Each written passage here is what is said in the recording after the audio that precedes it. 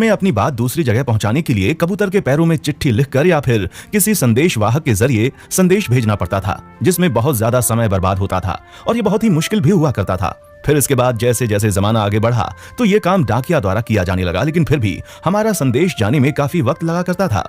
फिर इस मुश्किल को आसान करने के लिए कई वैज्ञानिकों और इंजीनियर्स ने किसी ऐसे यंत्र की खोज करना शुरू कर दी जिससे कि संदेश भेजना आसान हो जाए। और फिर इसी विचार पर काम करते हुए 1876 में अब्राहम अलेक्जेंडर बेल ने टेलीफोन का आविष्कार किया, जिसने संचार की दुनिया में क्रांतिकारी बदलाव किया।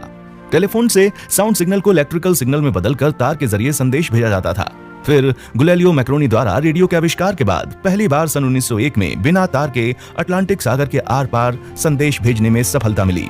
इसके बाद सन 1906 में कनाडाई वैज्ञानिक रेगनाल्ड फेसेंडन ने रेडियो सिग्नल पर काम करके इसे और आधुनिक बनाया, जिसके बाद रेडियो फोन का आविष्कार किया गया, जो सेना द्वारा और समुद्री जहाजों पर प्रयोग किया जाता था। पहला प्रयास। अभी तक आम जनता के संदेश भेजने के लिए केवल टेलीफोन ही एक माध्यम था। फिर पहली बार 1947 में AT&T बेल लैबोरेटरीज के इंजीनियर्स द्वारा वायरलेस फोन बेस स्टेशन के लिए बनाया गया था, जो कि बहुत कामयाब नहीं हो सका। फिर 1960 के दशक के दौरान बेल लैबोरेटरीज ने इसे आगे विकसित करने की सोची। उन्होंने इसे रेडियो से प्रेरणा लेकर बनाने का विचार किया और फिर एक इंजीनियर जॉर्ज स्वीगर्ट ने एक कामयाब वायरलेस फोन का आविष्कार कर दिया, जिसके लिए जॉर्ज को 10 जून 1969 में पहले वायरलेस फोन का अमेरिका में पेटेंट नंबर 3449750 जारी किया गया। जॉर्ज पहले अमेरिका की फौज में रेडियो डिपार्टमेंट में काम करते थे, इसलिए उन्हें रेडियो वेव का अच्छा अनुभव था, लेकिन उनके इस वायरलेस फोन में बहुत सी कमियां थीं, जिसकी वजह से उनका ये फोन व्यापार के हिसाब से बेकार साबित हुआ। दूसरा प्रयास। अगर बात करें दुनिया के पहले सफल मोबाइल फोन की, तो उसे वर्ष 1973 में मार्टिन कूपर नामक एक इंजीनियर ने बनाया। इस फोन से कूपर ने पहली कॉल न्यूयॉर्क से न्यू जर्सी की थी। आपको बता दें, कूपर को ही आधिकारिक तौर पर मोबाइल का जन्मदाता माना जाता है।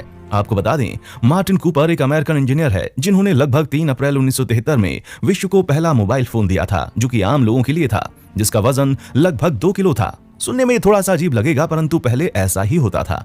आज के युग के हिसाब से तो बहुत ही भारी था ये, परंतु 80 के दशक की शुरुआत में ऐसा फोन रखना धनवान होने का प्रतीक माना जाता था। मार्टिन कूपर ने आज के समय की मोबाइल कंपनी मोटोरोला के साथ मिलकर ये मोबाइल फोन बनाया था और फिर बाद में वे इस कंपनी के CEO भी रहे। इसके लिए उनको मार्कोनी पुरस्कार से सन 2013 में सम्मानित भी किया गया। ये पुरस्कार संचार क्षेत्र में किए गए अद्भुत कार्य के लिए दिया जाता है। टेलीफोन के आविष्कार के बाद ये दूर संचार में क्रांति लाने वाला आविष्कार था, जिसके बाद वर्ष 1979 में जापान में पहला मोबाइल नेटवर्क बिछाया गया था। यह फर्स्ट जनरेशन का नेटवर्क था, जिससे लोग आपस में बात कर सकते थे। फिर सन 1983 में आम लोगों के लिए मोबाइल हैंडसेट बनना शुरू हुए, जिसे भी मोटोरोला ने ही लॉन्च किया था।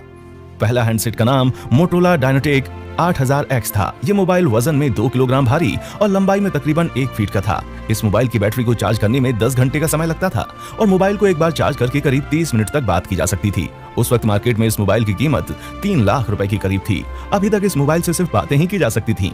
फिर सेकंड जनरेशन मोबाइल नेटवर्क सेवा फिनलैंड में वर्ष 1991 में रेडियो लिंजा नामक कंपनी ने शुरू की। इस सेवा की शुरुआत से मोबाइल में SMS और इंटरनेट सेवा आ गई। इसके बाद थर्ड जनरेशन सेवा वर्ष 2001 में जापान में शुरू की गई, जो उस समय का सबसे एडवांस मोबाइल नेटवर्क था। इसकी सहायता से डेटा ट्रांसफर करना फास्ट हो गया। वीडियो कॉलिंग फीचर इसी जनरेशन में आया था।